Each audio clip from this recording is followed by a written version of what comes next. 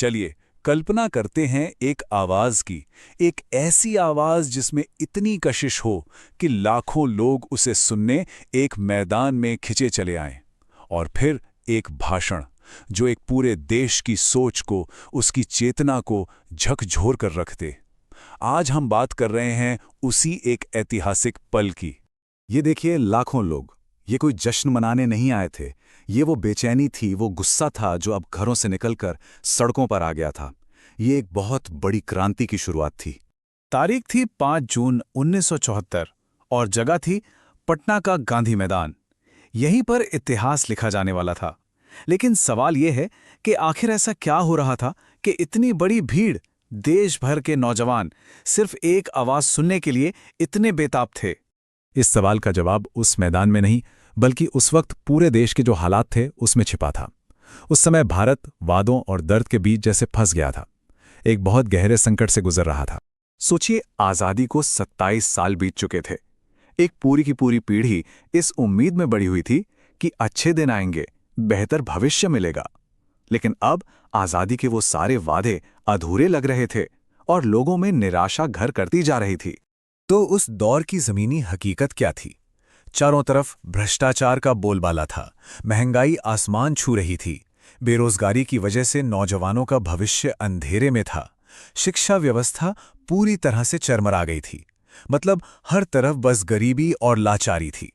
यही वो चिंगारियां थीं जो जनता के गुस्से को भड़का रही थीं। और इसी माहौल में सरकार का नारा था, गरीबी हटाओ। लेकिन जयप्रकाश नारायण ने जनता की सच्ची हालत को बस एक लाइन में सामने रख दिया। नारा तो गरीबी हटाओ का लगता है, लेकिन गरीबी बड़ी ही है। ये एक लाइन सरकारी वादों और आम आदमी की असलियत के बीच की गहरी खाई को दिखाती है। अब यहां से कहानी एक नया मोड़ लेती है। एक छात्र आंदोलन शुरू होता है जो बदलाव तो चाहता है, लेकिन उसे एक चेहरे की, एक नेता की तलाश है। और वो चेहरा थे जयप्रकाश नारायण, जिन्हें लोग बहुत प्यार और सम्मान से जेपी कहते थे। एक ऐसा नाम जो आज़ादी की लड़ाई से जुड़ा था, जिनकी ईमानदारी पर कोई भी शक नहीं कर सकता था। लेकिन देखिए, दिलचस्प बात यह है कि जेपी इस आंदोलन का नेतृत्व करने के लिए तुरंत तैयार नहीं हुए। उन्होंने युवाओं से कहा कि मैं अब बूढ़ा हो चुका हूं, आप लोग खुद आगे बढ़ो और नेता बनो। ये बात उनकी सत्ता से दूरी और निस्वार्थ भावना को साफ दिखाती है। पर छात्र भी अपनी बात पर अड़े हुए थे। उन्होंने साफ कह दिया कि हमें सिर्फ सलाह नहीं चाहिए, हमें आपका नेतृत्व चाहिए, एक ऐसा मजबूत नेतृत्व जो हमारे संघर्ष को सही दिशा दे सके।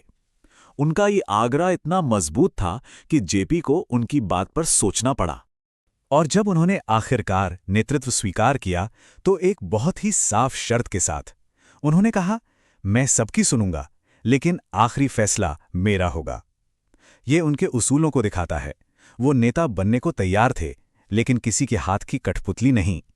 चलिए अब उस भाषण के सबसे जरूरी हिस्से पर आते हैं, वो विचार जिसने इस पूरे आंदोलन को एक नाम दिया और एक दिशा दी। तो ये संपूर्ण क्रांति आखिर थी क्या? इसका मतलब सिर्फ सरकार बदलना नहीं था, बिल्कुल नहीं। ये समाज के हर एक हिस्से में, चाहे वो राजनीति हो, अर्थव्यवस्था हो, संस्कृति हो या फिर हमारी नैतिकता हो, एक बुनियादी, एक जड़ से बदलाव लाने का आह्वान था। जेपी ने खुद अपने भाषण में कहा, ये एक क्रांति है मित्रों, और संपूर्ण क्रांति है।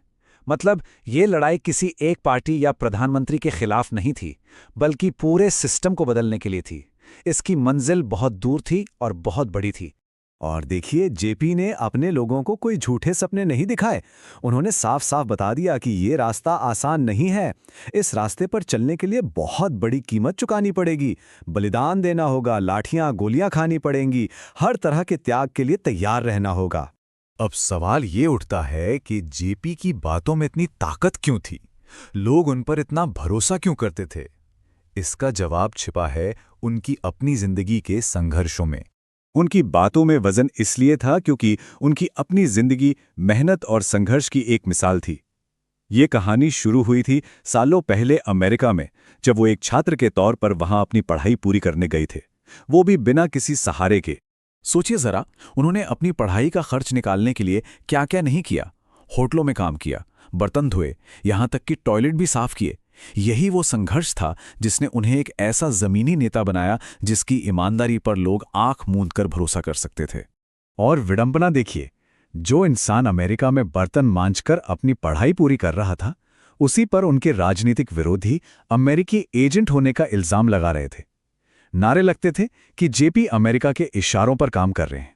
तो आखिर उस एक भाषण का नतीजा क्या निकला? उसकी गूंज कहां तक गई? आइए इसकी स्थायी विरासत पर एक नजर डालते हैं।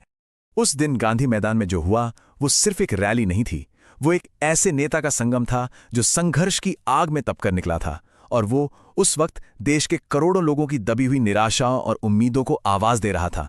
अपने भाषण के दौरान वो एक पल के लिए भावुक हो गए।